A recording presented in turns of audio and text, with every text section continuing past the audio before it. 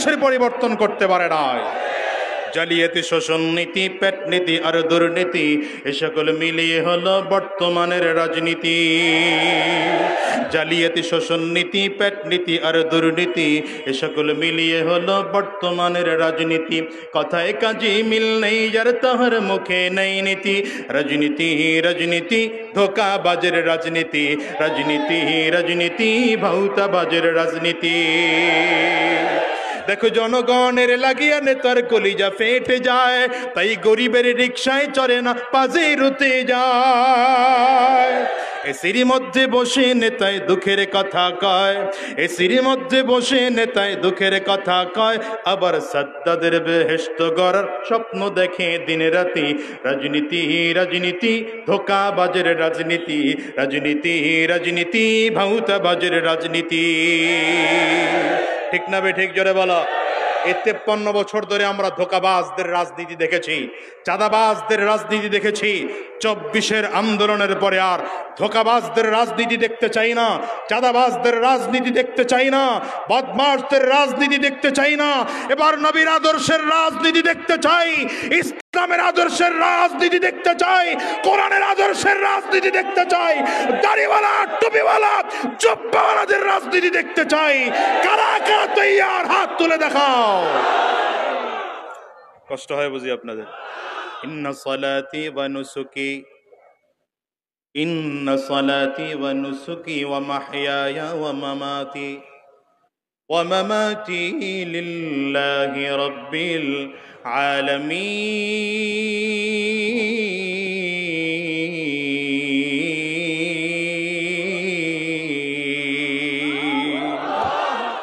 এজন্য আল্লাহ বলেন, গোলাম বলো, তুমি বলে দাও, কুল তুমি বলো, আমার নামাজ, আমার কুরবানি মানে আমার জানি ইবাদত, আমার মালি ইবাদত, আমার বেঁচে থাকা, আমার মরে যাওয়া, এগুলো সব হবে কার জন্য? জোরে বলো। এই জন্য রাসূলুল্লাহ সাল্লাল্লাহু আলাইহি ওয়াসাল্লামকে মক্কার কাফির মুশরিকরা প্রস্তাব দিয়েছিল, মুহাম্মদ, মক্কার সবথেকে সুন্দরী রমণীর সাথে তোমাকে বিয়ে দেওয়া হবে। তুমি যদি বলো মক্কার ক্ষমতার ভার তোমার হাতে হস্তান্তর করে দেওয়া হবে। কি শর্ত? শর্ত হলো তোমার আল্লাহ পাকের দাওয়াত বন্ধ করে দিতে হবে, শর্ত হলো দ্বীনের দাওয়াত বন্ধ করে দিতে হবে। রাসূলুল্লাহ সাল্লাল্লাহু আলাইহি ওয়াসাল্লাম বলেন, মক্কার মানুষেরা শুনে নাও, আমার এক হাতে যদি চাঁদকে এনে দেওয়া হয়, আর এক হাতে যদি সূর্যকে এনে দেওয়া হয়, আমি এটা গ্রহণ করব না। আল্লাহর দ্বীন ছাড়তে রাজি না। হ্যাঁ, দুনিয়ার মুসলমানেরা যেই নবীকে গোটা পৃথিবীর কাফির মুশরিকরা একত্রিত হয়ে বলেছিল, আমার নবী সাদিক, আমার নবী আমিন, আমার নবী মাসদুক, আমার নবী সত্যবাদী, আমার নবী বিশ্বাসী, আমার নবীর থেকে সত্যবাদী মানুষ দুনিয়ায় আর হতে পারে না, আমার নবীর থেকে বিশ্বাসী মানুষ দুনিয়ার মধ্যে আর হতে পারে না। কতদিন কাফিররা বলেছে, আমার নবীর জিন্দেগির 40 বছর বয়স পর্যন্ত আমার নবীকে মক্কার কাফির মুশরিকরা সত্যবাদী বলেছিল। সত্যবাদী এই ঘোষণা কিন্তু দুনিয়ার কোন মুসলমান দেওয়ার আগে কাফিররা ঘোষণা দিয়েছিল আমার নবীর ব্যাপারে। আমার নবী বিশ্বাসী, এই ঘোষণা প্রথম কাফিররাই দিয়েছে। এই কাফিরদেরকে আমার নবী যখন দাওয়াত দিলেন, তাআলাউ ইলা কালিমাতিন সাওয়াইন বাইনানা ওয়া বাইনাকুম আল্লা না'বুদা ইল্লাল্লাহ, রাহমাতুল লিল আলামিন যখন দাওয়াত দিলেন, এ মক্কার মানুষ শোনো, এমন এক কথার দিকে চলে আসো যে কথায় তোমাকে আমাকে সমান করে ফেলবে। গরিব আর ধনীর ভেদাভেদ থাকবে না, সুন্দর অসুন্দর ভেদাভেদ থাকবে না, মালিক কর্মচারীর ভেদাভেদ থাকবে না, রাজা বাদশার ভেদাভেদ থাকবে না, সুন্দর কালোর ভেদাভেদ থাকবে না, গোটা সমাজের মানুষকে এক করে দেওয়া হবে। সেই কথার দিকে তোমরা ফিরে আসো। বলো সেই কথা কি? রাসূলুল্লাহ দাওয়াত দিলেন, সেই কথা হচ্ছে আমরা এক আল্লাহর গোলামি ছাড়া আর কারো গোলামি করব না। এই আমার নবীর অপরাধ এতটুকু। এই 40 বছর আমার নবী বড় আমিন, বারান নামিয়া সাউন্ডটা, এই 40 বছর আমার নবী আমিন। কত বছর? এই 40 বছর আমার নবী সাদিক, এই 40 বছর আমার নবী মাসদুক, কাফিররা আমার নবীর ব্যাপারে বলেছে 40 বছর পর্যন্ত আমার নবী বিশ্বাসী, 40 বছর পর্যন্ত আমার নবী সত্যবাদী। সেই নবী যখন গোটা কাফির আর মুশরিকদেরকে একত্রিত করলেন, তাফসীর ইবনে কাসীরের মধ্যে এসেছে জাবালে আবু কুবাইসের উপরে দাঁড়াইয়া, অন্য বর্ণনায় এসেছে সাফা পাহাড়ের কিনারায় দাঁড়াইয়া আমার নবী সবাইকে ইয়া সাবাহ ইয়া সাবাহ বলে বলে ডাকেন। সব কাফিররা এসে আমার নবীর সামনে দাঁড়িয়ে গেল। রাসূলুল্লাহ সাল্লাল্লাহু আলাইহি ওয়াসাল্লাম জিজ্ঞাসা করলেন, আমি মুহাম্মদ তোমাদের কাছে কেমন মানুষ বলো? কাফিররা বলে, তুমি একজন সত্যবাদী মানুষ, তুমি একজন বিশ্বাসী মানুষ। নবী আমার বলেন, মক্কার মুশরিকরা বলো, আমি যদি বলি এই পাহাড়ের বিপরীত সাইডে বিশাল এক শত্রু বাহিনী আছে, তোমাদেরকে আক্রমণ করার জন্য তারা প্রস্তুত নিচ্ছে, তোমরা বিশ্বাস করবে নি? মক্কার কাফিররা বলে, বিশ্বাস করব। নবী আমার বলেন, তাইলে বিশ্বাস করে না, আমি তোমাদেরকে জাহান্নামের আযাবের ভয় দেখাই, জান্নাতের সংবাদ দেখাই। যদি জাহান্নামের আযাব থেকে বাঁচতে চাও, এক আল্লাহর গোলামি স্বীকার করে না। এতদিন আমার নবী ছিলেন সাদেক, এতদিন আমার নবী ছিলেন আমিন, এতদিন আমার নবী ছিলেন বিশ্বাসী, এতদিন আমার নবী ছিলেন সত্যবাদী। যখনই দাওয়াত দিলেন, ওই কাফিরদের মধ্যে আবু লাহাব দাঁড়ায় বলে, তাব্বাল্লাকা ইয়া মুহাম্মদ আলিহাদা জামাআতানা, মুহাম্মদ তুই ধ্বংস হয়ে যা, এই জন্যই আমাকে ডাকছো নাকি? বুঝছেন ভালো করে? এতদিন হুজুর অনেক ভালো, পীর সাহেব চরমনাইয়ের কোনো দোষ নাই। মা কথা কয় না, কি কথা গান লাগান? অনেক ভালো, অনেক ভালো রে বাবা। কিন্তু যখনই শায়েখ চরমনাই চাঁদাবাজদের বিরুদ্ধে কথা বলা শুরু করলেন,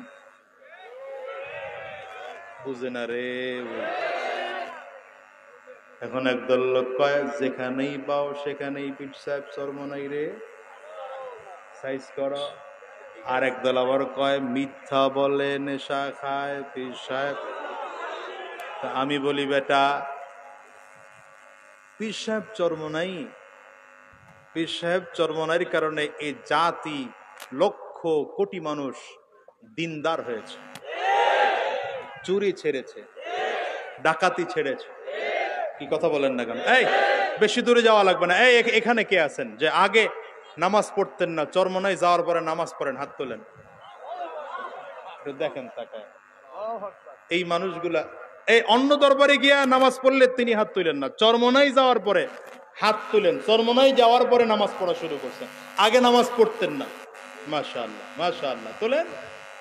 আচ্ছা, এবার বলেন, আগে রোজা রাখতেন না, চরমনাই যাওয়ার পরে দ্বীনের বুঝ আসার পরে রোজা রাখা শুরু করছেন। মাশাআল্লাহ, মাশাআল্লাহ। আগে মাথায় টুপি লাগাইতেন না, চরমনাই যাওয়ার পরে দ্বীনের বুঝ আসছে, মাথায় টুপি লাগান। কে কে দেখছেন? আচ্ছা, আগে মুখে দাড়ি ছিল না, এখন মুখে চরমনাই যাওয়ার পরে দ্বীনের বুঝ আসছে, মুখে দাড়ি উঠাইছেন, মুখে দাড়ি রাখতেছেন। কে কে? আল্লাহু আকবার। ওই সিলেটের কালুমাস্তান চেহারা বাবা এক ভয়ঙ্কর, আমারে ফোন দেয় মাঝে মাঝে, খালি মাহফিল চায়। এই লোক,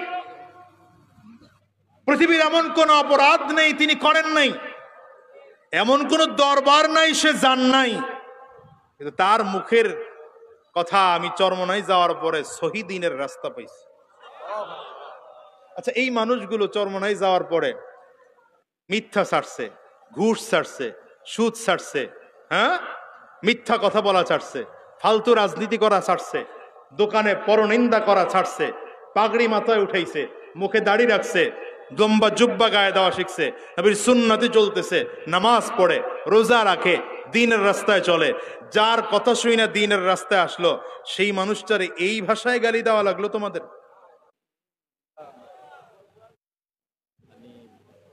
আমি তো বলি শোনো, আমি তো বলি শোনো, ধরাকে সরা জ্ঞান মনে করো না, নিজেকে সর্বসর্বা মনে করো না, নিজেকে বিশাল ক্ষমতাবান মনে করো না।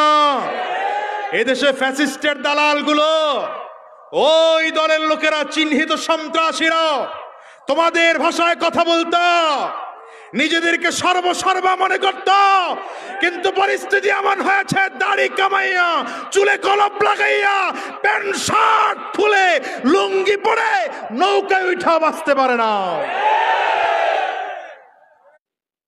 কিন্তু তাগর তো পালানোর একটা জায়গা ছিল, মামার বাড়ি। কার বাড়ি দেখছেন? কথা কয় কেউ? কার বাড়ি? তোমাগর তো ওইটাও নাই। তোমাগর যেহেতু নাই, সুতরাং সাবধান হয়ে যাও, সাধু সাবধান হয়ে যাও। জাতি যদি বড় মারাত্মক জাতি, দেখো নাই পিচ্ছি পিচ্ছি বলাবনা করে পালাই, জমিন দিয়ে হাইটা যাওয়ার সুযোগ দেয় নাই, জমিন দিয়ে হাইটা যাওয়ার সুযোগ দেয় নাই, জমিন নাপাক বানায় ফেলাইছো, জমিন দিয়ে হেঁটে তুই যেতে পারবি না, যা যদি যাইতে হয় তুই যেই হেলিকপ্টার বানাইছো ওইটা দিয়ে উইরা যা মামার দেশে, হাইটা যাইতে পারবি না। খোদার গজব বুঝো নাই, ধরা রবের ধরা বড় শক্ত ধরা। আল্লাহ তাআলা বলেন ইন্না বাতশা রাব্বিকা লাশাদীদ।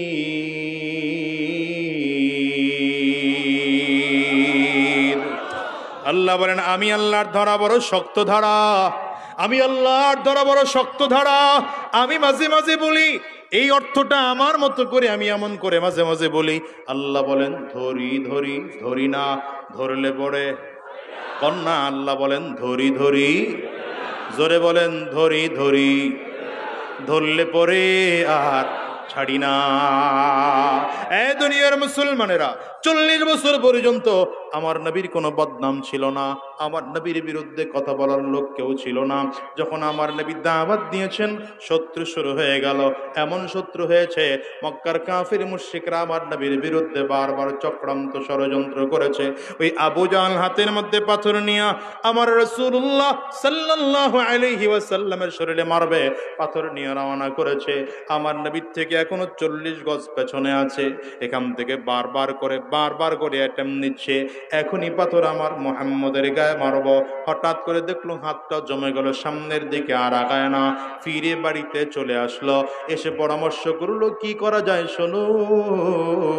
পরামর্শ করে বের করলো মক্কার বড় বড় গোত্র থেকে ধরে ধরে এক একজন যুবক আমরা যাচাই বাছাই করব। 100 গোত্র থেকে 100 যুবক নিয়েছে। কত গোত্র থেকে? 100 গোত্র থেকে 100 জন যুবক। টার্গেট কি জানো?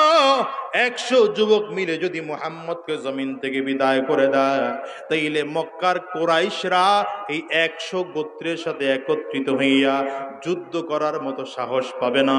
তখন মুহাম্মদ জমিন থেকে বিদায় হয়ে যাবে। কিন্তু রব্বে কারীম বলেন জানো, আমি আল্লাহ যারে বাঁচাইয়া রাখি তারে দুনিয়ার কেউ মারতে পারে না।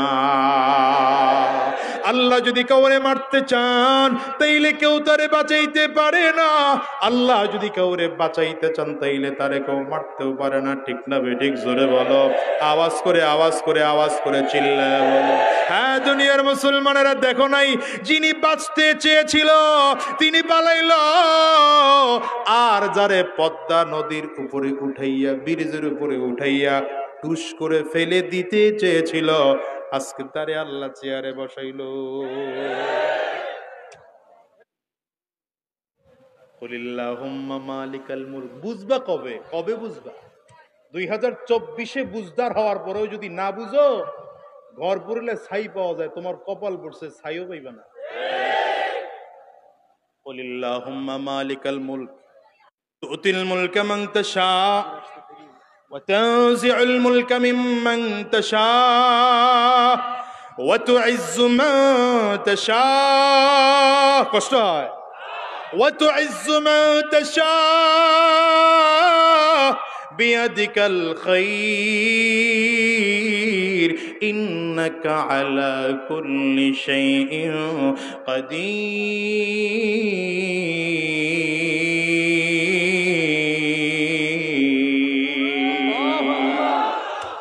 তাআলা বলেন আমি আল্লাহ তাআলা ক্ষমতা দেওয়ার মালিক, যারে চাই তাকে আমি আল্লাহ তাআলা ক্ষমতা দেই, যাকে চাই তাকে ক্ষমতার চেয়ার থেকে নামাইয়া দেই, যাকে চাই তাকে আমি আল্লাহ তাআলা ইজ্জত দান করি, যারে চাই তাকে আমি আল্লাহ তাআলা বেইজ্জতি দান করি।